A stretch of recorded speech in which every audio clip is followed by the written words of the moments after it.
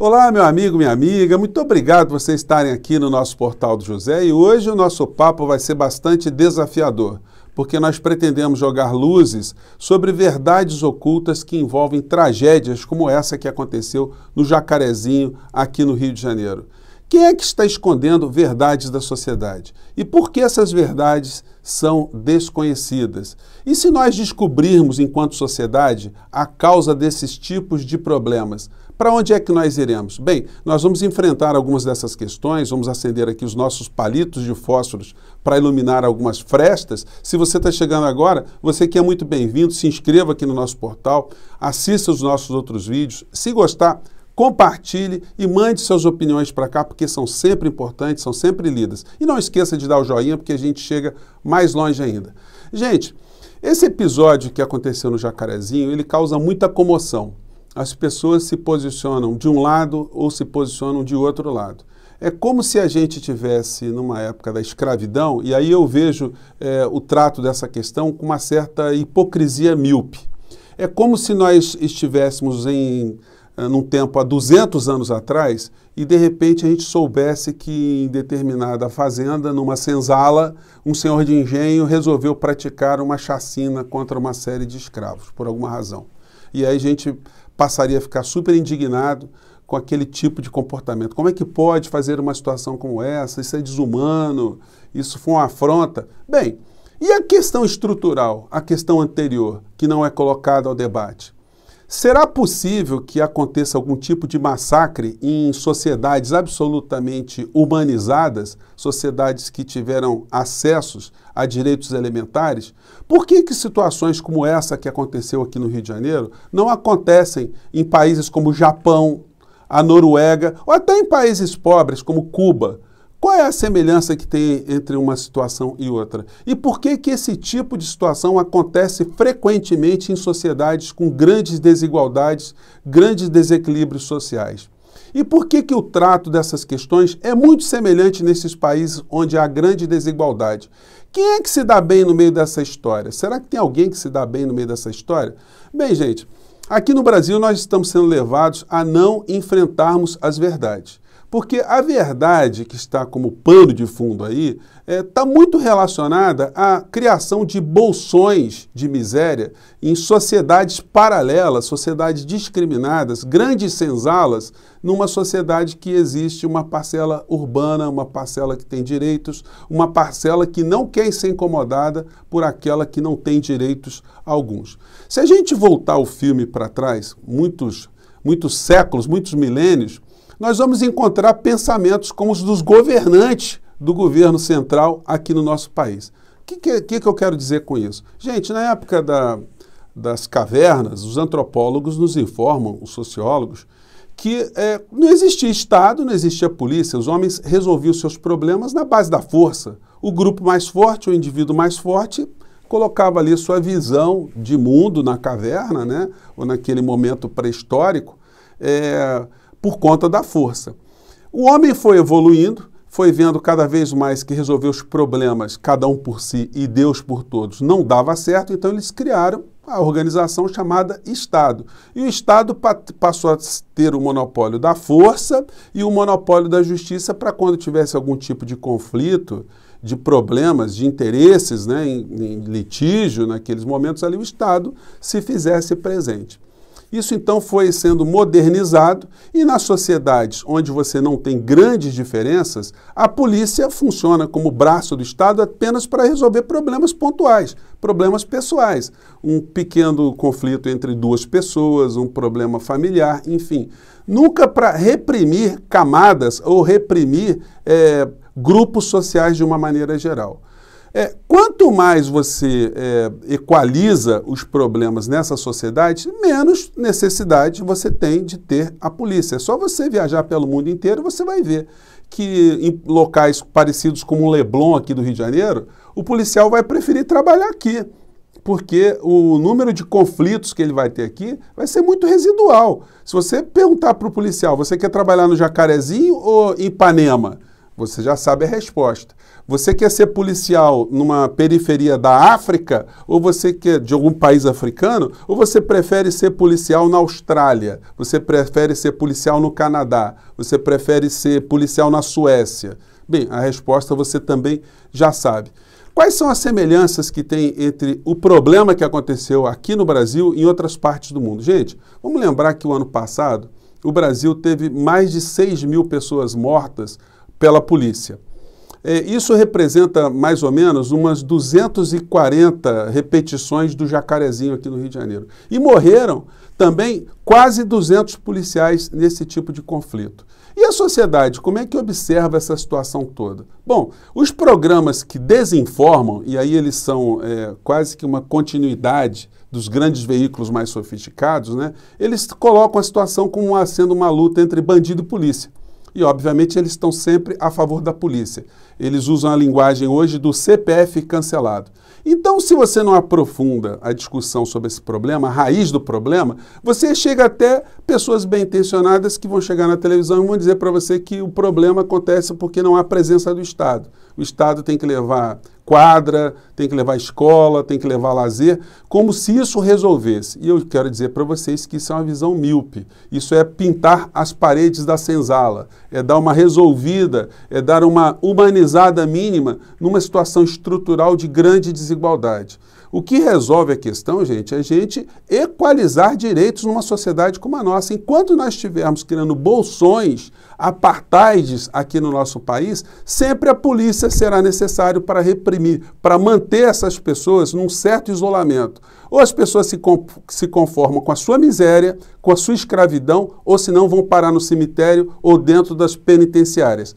Obviamente, não é a grande maioria das pessoas que caminham para alguma atividade ilícita. Bom, se o cara não tem educação, ele não tem formação, ele não tem oportunidade, ele não tem nenhum tipo de formação profissional, quando aparece alguma atividade comercial sendo lícita ou ilícita para esse indivíduo, ele vai acabar abraçando. É aquilo que tem para ele, ali é o negócio que ele pode fazer para sobreviver. E aí a gente vai ter várias distorções que vão contaminar a cabeça das pessoas, mas eu quero trazer algumas questões para reflexão aqui no nosso papo.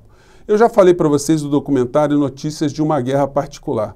Eu selecionei mais um trecho aqui, porque esse documentário pegou imagens de 1993 a 1998. As pessoas que morreram lá no Jacarezinho e as que mataram, muitas não tinham nem nascido ainda, quando essa realidade mostrada nesse documentário já diagnosticava isso que eu estou falando para vocês e que não aprofunda, não é aprofundado em termos de debate. Vamos ver uma sociedade que produz crianças sem família, sem perspectiva de vida. Como é que a gente vai cobrar dessas figuras que eles se amoldem, que eles sejam cidadãos britânicos, por exemplo? Vamos pegar esse trecho aqui de um menino dentro do educandário para crianças de até 12 anos que se envolverem em alguma atividade em conflito com a lei. E aqui o menino mostra que tomou um tiro numa dessas situações da polícia, né? E acha isso já está com uma certa naturalidade. Vamos pegar só esse trechinho do documentário aqui, vamos lá. Samanta diz os polícia. Foi polícia que deu. Eu vou querer o dinheiro disso aqui. Eu não vejo fim, não vejo luz no fim do túnel, não vejo luz no fim do túnel, não vejo soluções.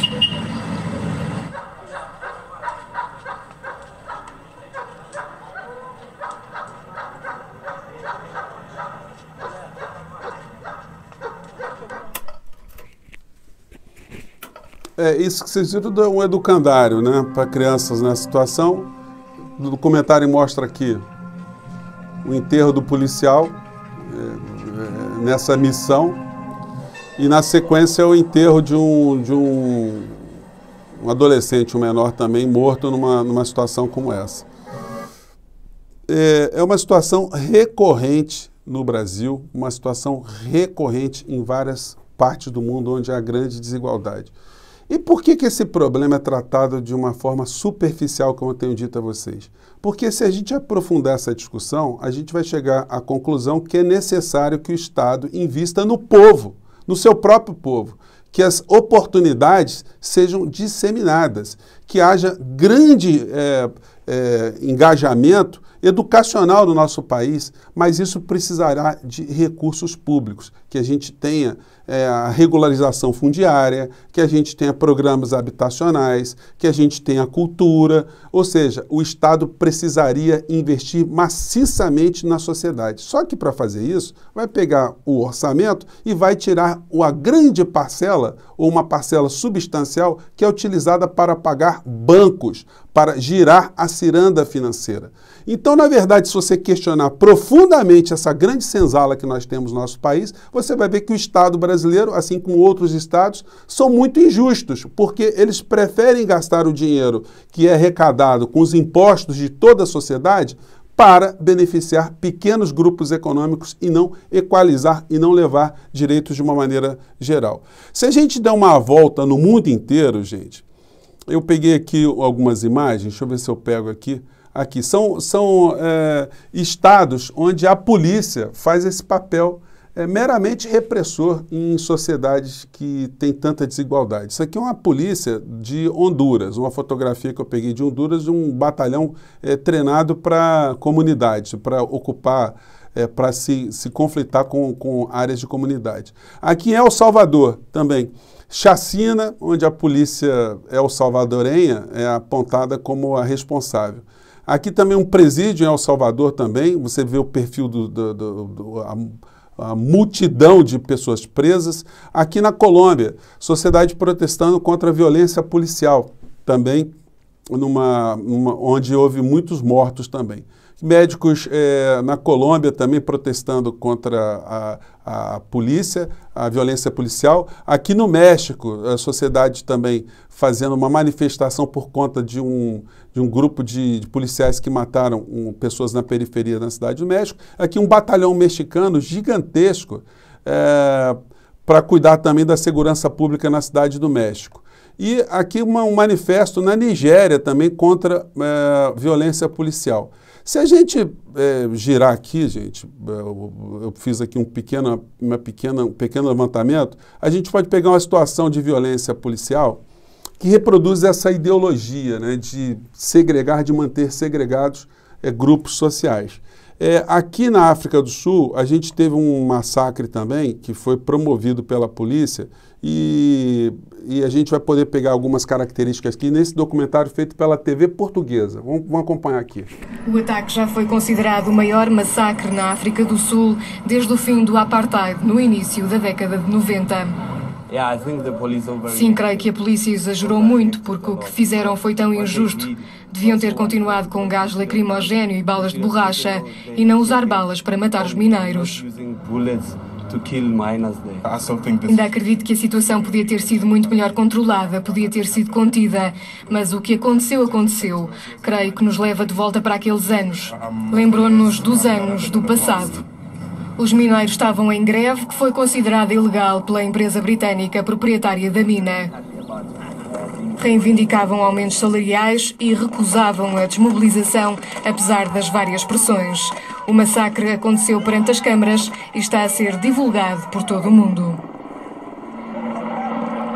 Então, gente, a gente vai ver muitas cenas dessas se a gente pesquisar a violência urbana, a violência policial, e a característica será sempre essa, a polícia sempre reprimindo segmentos que não têm acesso a direitos elementares, né? Vamos pegar aqui uma cena que eu peguei aqui em El Salvador ou em Honduras. Deixa eu ver se é essa aqui. Essa aqui, em Tegucigalpa. Também para ilustrar o nosso papo aqui. Violência em Honduras. Primera noche de patrulla en Honduras, donde la violencia y los crímenes en plena calle alcanzan cifras de guerra. Descanso. Ese es el motivo por el que el ejército tiene que ir con la policía para patrullar por estas calles. Buenas noches. Les voy a presentar un señor policía que nos visita de Espanha. Ele tiene... Vocês podem ver que as características são muito parecidas. Agora vamos pegar aqui um depoimento num documentário de uma mãe que teve o filho também preso pela polícia em Honduras e que o filho foi executado. E ela, colocando até a sua integridade em risco, né, ela prestou depoimentos para esse documentário. Vamos acompanhar aqui. Para investigar lo que pasó esa noche. Llegan a un lugar despoblado y allí los ejecutan. Esto lo contó uno de los policías, el primero que se entregó, y también cuenta él, ¿verdad?, de que él suplicó por su vida y que los policías se rifavam quem lo matava. Na patrulha. Deu para entender, né, gente? O rapaz foi preso, suplicou pela sua vida, mas acabou sendo executado. Então, gente, tem uma questão estrutural que em países desenvolvidos, a questão já foi tratada há muito tempo, né? Se vocês pegarem, por exemplo, a Inglaterra, a polícia não anda nem armada. No Japão, também não anda armada. Não que não existam problemas nessa sociedade, mas mesmo nos países desenvolvidos, se você pegar a França, você vai ter a violência policial nas periferias das cidades, porque são locais onde você tem mais imigrantes, você tem pessoas mais pobres. Até o perfil da polícia é diferente. Você pega um policial, a polícia no centro de Paris é um tipo de polícia, na periferia de Paris é outro tipo de polícia. Em Berlim, nas periferias também das grandes cidades, estão tendo grande fluxo de imigrantes, de refugiados, a gente está vendo um tratamento diferenciado e mais ostensivo da polícia também como uma entidade para reprimir. No país como o nosso, gente, não vai adiantar a gente ficar se indignando sobre situações pontuais se a gente não resolve o problema principal do nosso país, que é a desigualdade econômica. As pessoas que fazem discurso de que a desigualdade social não é justificativa para o crime, elas acabam reforçando a ideia que não é necessário, então, a gente investir numa melhor distribuição de renda aqui no nosso país. A gente não precisa fazer grande distribuição de renda, enfrentar esse problema social, porque o problema é meramente policial. E aí quem dá a solução para esse problema é o Bolsonaro, distribuindo arma para todo mundo, é o seu Siqueira no seu programa policial, é o Ratinho no seu programa policial. São os programas policiais espalhados pelo mundo inteiro, fazendo o que os espanhóis chamam de TV basura, TV lixo, despolitizando a questão, demonizando a figura do criminoso que surge nesse tipo de espaço, de ambiente, e fazendo com que a polícia seja o verdadeiro pitbull da sociedade. A guerra insana, como o Pimentel, esse que inspirou o Capitão Nascimento do Tropa de Elite, falou aqui no documentário. É uma guerra quase particular, onde por despolitização do policial, o policial não tem noção, ele está matando porque o bandido tem que ser morto. E o bandido também quer matar o policial porque acha que o policial é o repressor, representa ali o braço da injustiça em relação à sua existência. Gente, espero ter jogado algumas questões, foi um pontapé inicial, a gente vai voltar novamente a esse tema, espero que vocês tenham curtido, que eu tenha provocado algumas reflexões na sua cabeça, para você não achar que o problema é só armar a população, porque isso não vai resolver absolutamente nada. Eu fico por aqui, um grande abraço, e o que aconteceu no Jacarezinho foi de fato um massacre previsível e infelizmente pode voltar a acontecer em maior ou menor escala se a gente continuar com os mesmos problemas estruturais na grande senzala chamada Brasil. Tchau, gente.